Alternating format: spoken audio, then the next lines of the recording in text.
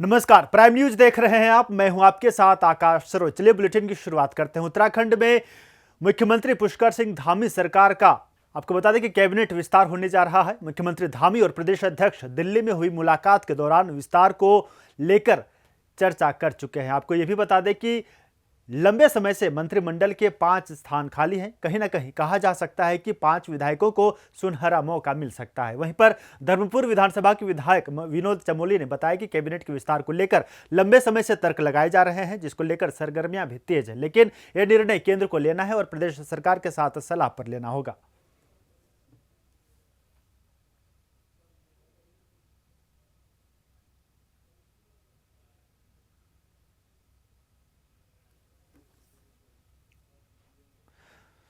उत्तराखंड में राजकीय शिक्षक संघ ने खंड शिक्षा कार्यालय में कार्य बहिष्कार कर धरना प्रदर्शन किया। आपको बता दें कि सैकड़ों शिक्षक पदोन्नति की मांग को लेकर एकत्र हुए थे। उनका आरोप है कि सरकार हाई स्कूल और इंटर कॉलेजों में प्रधानाचार्य पद पर सीधी भर्ती करना चाहती है, जो कि गलत है।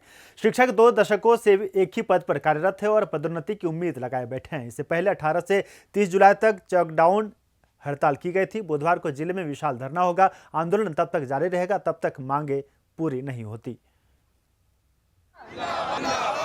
इंकलाब जिंदाबाद, इंकलाब जिंदाबाद। तो साथियों, आप लोगों के उत्साह को देख के लग रहा है इस सभी से लेकर के हमारे पूरे ब्लॉक के सभी शाखाओं के शाखा अध्यक्ष, शाखा मंत्री अपने पूरे सभी सदस्यों के साथ इस धरने शिक्षक एकता। अक्सर चर्चाओं में रहने वाले उत्तराखंड के पूर्व कैबिनेट मंत्री हरक सिंह रावत एक बार फिर से चर्चाओं में आ गए हैं। आपको बता दें कि हरक सिंह रावत समय समय पर कोई न कोई बयानबाजी करते रहते हैं। इसी क्रम में हरक सिंह रावत ने खनन घोटाले को लेकर एक बड़ा बयान दिया है। हरक सिंह ने भाजपा नेताओं पर तंज कसते हुए कहा कि खनन नीति ने लोगों के घर भर दिए हैं और बीजेपी का भंडार भर दिया है। साथ ही कहा कि भाजपा को चलाने के लिए जो 30 करोड़ रुपये की एफडी बनी थी, उस दौरान वो भाजपा सरकार में वन मंत्री थे। उस दौरान उन्होंने भी 1 करोड़ रुपये से अधिक धनराशि भी दी थी।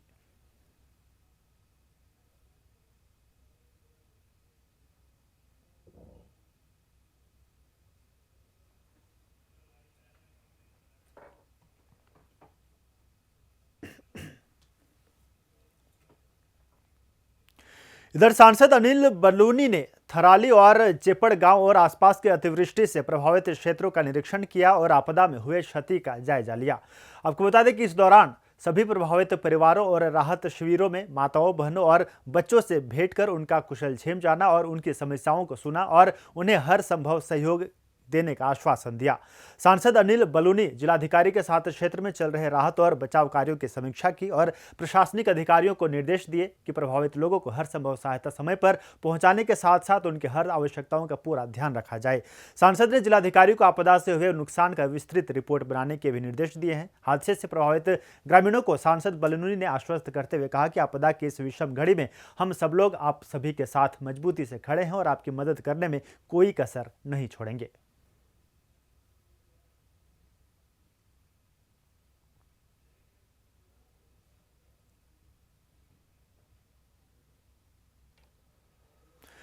इधर डोईवाला में आजाद हिंद फौज के पहले शहीद अमर शहीद मेजर दुर्गा मल्ल जी की 81वीं पुण्यतिथि यानी कि बलिदान दिवस के मौके पर श्रद्धांजलि कार्यक्रम का आयोजन किया जा रहा है। मेजर दुर्गा मल्ल का जन्म 1 जुलाई 1973 को डोईवाला के ग्राम घिसरपड़ी खत्ते में हुआ था। उन्होंने अपनी वीरता और बलिदान से पूरे क्षेत्र को गौरवान्वित किया। आज उनकी याद में नगर पालिका परिसर, डोईवाला चौक बाजार और शहीद दुर्गा मल्ल डिग्री कॉलेज में कार्यक्रम होंगे। इस अवसर पर क्षेत्र के लोग, छात्र, शिक्षक और प्रशासनिक अधिकारी शामिल होकर उन्हें श्रद्धांजलि अर्पित करेंगे। डोईवाला में मेजर दुर्गा मल्ल को श्रद्धांजलि अमर शहीद की 81वीं पुण्यतिथि पर कार्यक्रम का आयोजन होगा।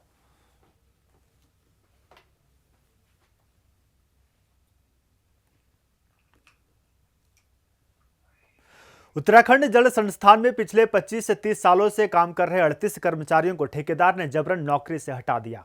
बता दें कि इस संबंध में संगठन ने कई बार धरना प्रदर्शन भी किया। विधानसभा अध्यक्ष ने आपको बता दें कि फोन कर पेयजल सचिव बगोली से बात की, जिन्होंने आश्वासन दिया कि हटाए गए कर्मचारियों को वापस काम पर रख लिया जाएगा।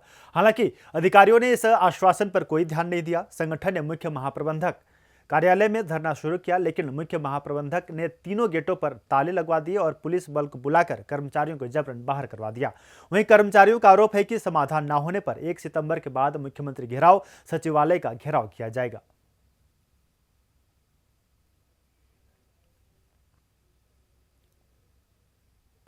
प्रधानमंत्री कृषि सिंचाई योजना में हुए 1.5 करोड़ से अधिक का पुख्ता घोटाला अब बीजेपी सरकार और कृषि विभाग की साठगांठ और भ्रष्टाचार की सच्चाई को उजागर करता है। यह कहना है उत्तराखंड कांग्रेस के मुख्य प्रवक्ता गरिमा दसोनी का। आपको बता दें कि रायपुर में तैनात कृषि एवं भूमि संरक्षण अधिकारी राजदेव पवार ने फर्जी लाभार्थियों के नाम पर करोड़ों की राशि का गबन किया। किसानों को 1 साल से न्याय की आस थी। जिलाधिकारी की जांच के साथ ही कृषि विभाग के संयुक्त कृषि निदेशक दिनेश कुमार ने की थी विस्तृत जांच। 25 किसानों के मौके पर बयान लिए गए थे। योजना के अंतर्गत वित्तीय वर्ष में 200 किसानों को लाभ देना बताया गया था। बाकी 175 किसानों की भी जांच होनी थी, पर विभाग ने कदाचारी अधिकारी को सभी आरोपों से बरी कर दिया। ग्रामीणों और किसानों ने भी इसकी शिकायत की थी और जांच रिपोर्ट से इन्हें पुष्ट किया। लेकिन हैरानी की बात यह है कि हाल ही में कृषि विभाग ने उसी अधिकारी को क्लीन चिट देकर दोष मुक्त करार दे दिया।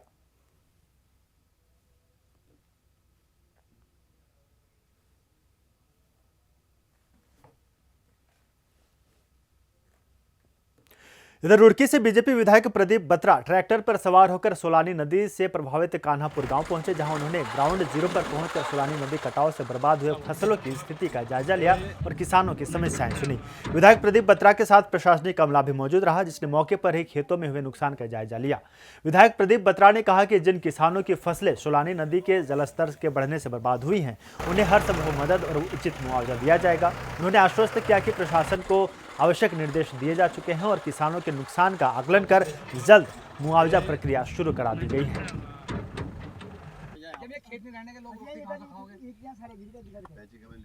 पीछे से काफी सोलानी नदी में इस बार आया, जिससे कि आसपास के क्षेत्रों में नुकसान हुआ। हमारे जो कान्हापुर गांव में यहाँ की सारी फसलें बर्बाद हो गई हैं, जंगल जो है वो खराब हो गए हैं, गांव में आ जाने का रास्ता जो है वो कट गया है। और मैं समझता हूँ किसान भाइयों को हमारे काफी नुकसान हुआ है। किसान भाइयों को देखने के लिए और यहाँ उनके मुआवजे की बात करने के लिए मैं आया हूँ। तो लगातार हम लोग संपर्क में माननीय मुख्यमंत्री जी लगातार आपदा पे जो है परीक्षण कर रहे हैं। मैं चाहूँ कि यहाँ के किसानों के लिए हम मुआवजा घोषित कराएंगे और जिनकी फसलें बर्बाद हुई हैं उनको उसका जो मुआवजा है वो दिलवाएंगे।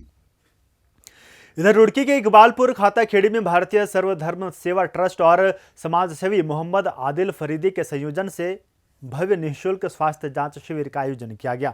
श्री महंत इंद्रेश अस्पताल देहरादून के सहयोग से आयोजित इस शिविर में 45 सदस्यीय डॉक्टरों की टीम ने सैकड़ों ग्रामीणों की जांच की। विभिन्न विभागों के विशेषज्ञ चिकित्सकों ने मरीजों को निःशुल्क दवाएं दी। गंभीर रोगियों को प्राथमिक उपचार देकर एम्बुलेंस से देहरादून अस्पताल भेजा गया। स्थानीय लोगों ने शिविर की प्रशंसा करते हुए आभार व्यक्त किया।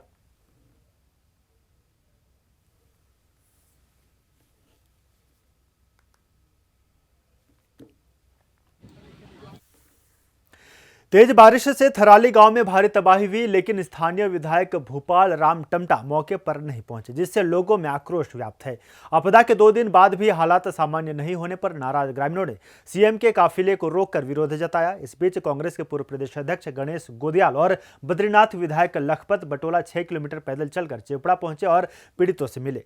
कांग्रेस नेताओं ने भाजपा पर जनता के सिर्फ वोट लेने का आरोप लगाया।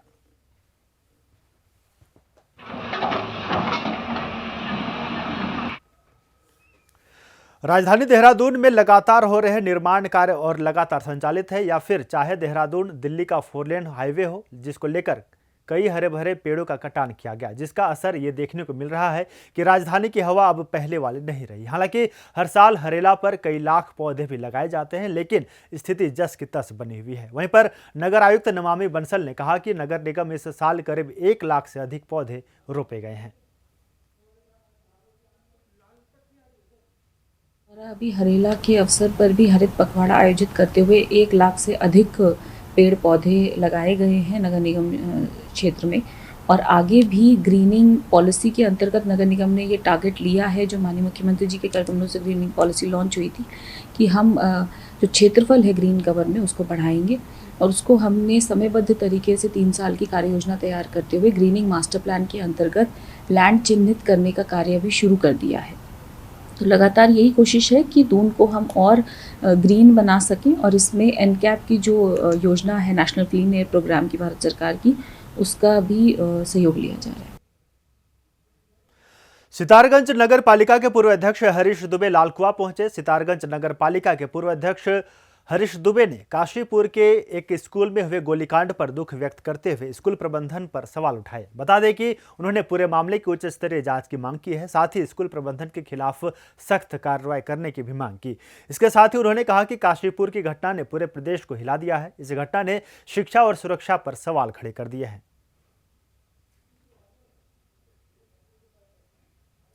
जो घटना हुई है, ये मान लीजिए कि काशीपुर की घटना जो है कि वास्तव में निंदनीय है और उसकी मैं निंदा करता हूं और इस तरीके की घटनाएं नहीं होनी चाहिए। लेकिन ये पूर्ण रूप से मान लीजिए कि इसका दोषी मैं पेरेंट्स को नहीं मानता, इसका दोषी मैं उस स्कूल प्रबंधन को मानता हूं, जिसमें जो है कि हमने अपने भले के लिए भेजा था और वो हमारा बच्चा जो है अपराधी बन गया।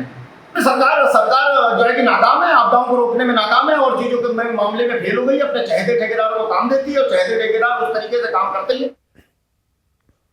उत्तरकाशी जिले में गंगोत्री राष्ट्रीय राजमार्ग पर नलना के पास लैंडस्लाइड के कारण रास्ता बंद हो गया है। भारी मलबा गिरने से सड़क पूरी तरह से अवरुद्ध हो गई है, जिससे यात्रियों को परेशानी का सामना करना पड़ रहा है। मार्गों को फिर से खोलने के लिए प्रशासन ने मौके पर मशीनें भेज दी हैं, लेकिन लगातार मलबा गिरने के कारण काम में दिक्कतें आ रही हैं। अधिकारियों ने लोगों से अपील की है कि वे फिलहाल इस रास्ते पर यात्रा से बचें और प्रशासन की अगली सूचना का इंतजार करें।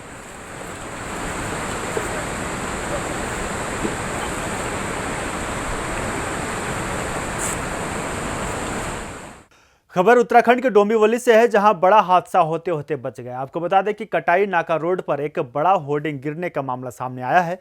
आपको बता दें कि निवासियों ने बताया है कि सौभाग्य से रात का समय होने से कोई जनहानि नहीं हुई। साथ ही नागरिकों ने कहा कि अगर ये घटना दिन में होती तो इस मार्ग पर बड़ा हादसा हो सकता था।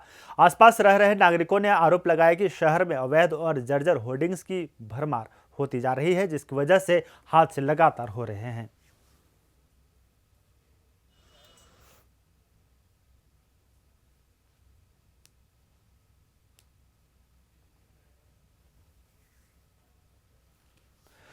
श्रीनगर गढ़वाल में एक युवक ने नैथाना पुल से अलकनंदा नदी में छलांग लगाकर आत्महत्या करने की कोशिश की। आपको बता दें कि प्रत्यक्षदर्शियों के अनुसार घटना सुबह के समय घटी, जहां पर पुल से गुजर रहे लोगों ने युवक को अचानक नदी में कूदते देखा। जानकारी के मुताबिक युवक की पहचान सुपाणा निवासी के रूप में हुई है, जो कि पेशे से वाहन चालक था।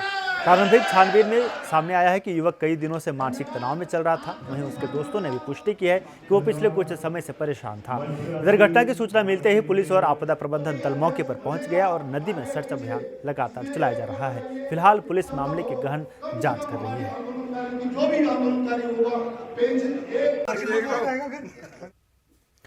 दूधगाड़ और फलोई थाना थौल मेला उत्तरकाशी के बाड़ागड्डी क्षेत्र में मनाए जाने वाला एक अनूठा पर्व है, जो कि आस्था, कृषि और संस्कृति का अद्भुत संगम प्रस्तुत करता है।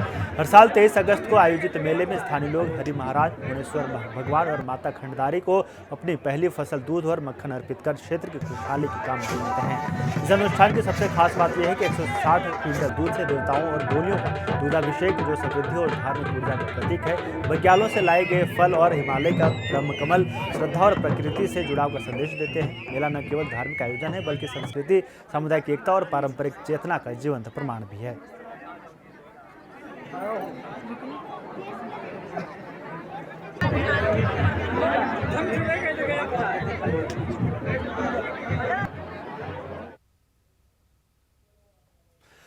गढ़वाल सांसद अनिल बलूनी और स्वास्थ्य, शिक्षा और जिले के प्रभारी मंत्री डॉक्टर धन सिंह रावत चिपड़ो और थराली आपदा क्षेत्र का दौरा करने पहुंचे। गढ़वाल सांसद अनिल बलूनी और मंत्री धन सिंह रावत ने राजकीय पॉलिटेक्निक कलसारी में आपदा राहत केंद्र में आपदा पीड़ितों के लिए भोजन, पेयजल और रहने की व्यवस्थाओं का निरीक्षण किया। वहीं आपदा राहत केंद्र में बेहतर व्यवस्थाओं के लिए जिला प्रशासन की सराहना की। साथ ही चिपड़ो पहुंचकर उन्होंने आपदा में लापता हुए गंगादत्त जोशी के बेटे बीजेपी नेता देवीदत्त जोशी से मुलाकात कर उनका हालचाल जाना। मौके पर चिपड़ो बाजार में व्यापारियों और स्थानीय लोगों ने भी अपनी समस्याएं रखी। इस संबंध में भी उन्होंने उचित कार्रवाई के निर्देश दिए। उन्होंने अधिकारियों को बाजार में आए मलबे का शीघ्र निस्तारण करने, बिजली और पेयजल आदि मूलभूत सुविधाओं के तुरंत सुचारू करने के आदेश भी दिए।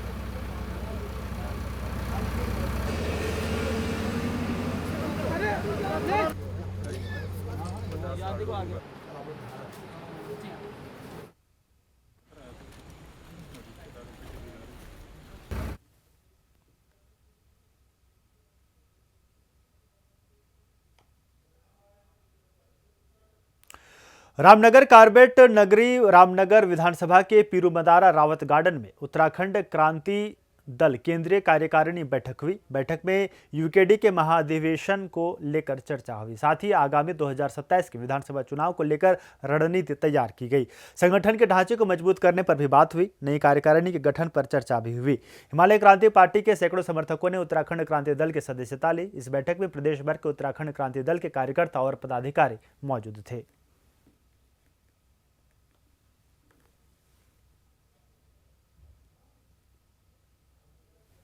जो भी आंदोलन होगा पेंशन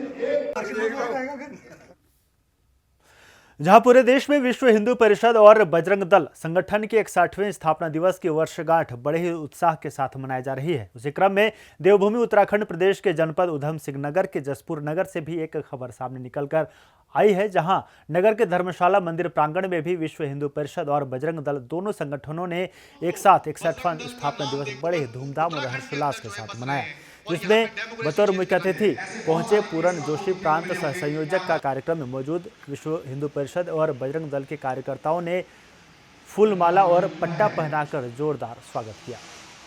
ईसाई शक्तियों के बीच में भ्रमित होकर वो कहीं ना कहीं और विश्व हिंदू परिषद के गठन के उपरांत फिर जैसे तो विश्व हिंदू परिषद का 61वां दिवस पूरे देश भर में मनाया गया। वहीं पर आपको बात करें उत्तराखंड में, तो उत्तराखंड के जसपुर में भी बजरंग दल संगठन और विश्व हिंदू परिषद के कार्यकर्ताओं ने एक साथ मिलकर बजरंग दल का 61वां स्थापना दिवस मनाया, जहां पर कई कार्यकर्ता मौजूद थे। इस दौरान बतौर मुख्य अतिथि के तौर पर जो पदाधिकारी मौजूद थे, उन्होंने कार्यकर्ताओं के कार्यशैली को लेकर सराहना की और कई दिशा निर्देश भी दिए।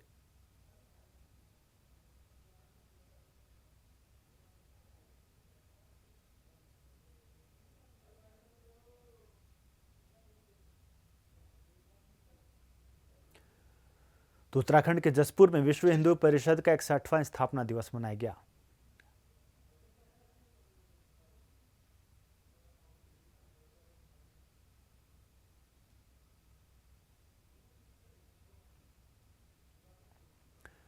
तो उत्तराखंड के जसपुर में विराट हिंदू सम्मेलन का आयोजन किया गया, जहां पर विश्व हिंदू परिषद का 61वां स्थापना दिवस मनाया गया। मौके पर विश्व हिंदू परिषद और बजरंग दल के सैकड़ों कार्यकर्ता मौजूद थे और इस दौरान मुख्य अतिथि ने तमाम विश्व हिंदू परिषद और बजरंग दल के कार्यकर्ताओं को कई दिशा निर्देश दिए और उनकी कार्यशैली को लेकर उन्होंने सराहना की।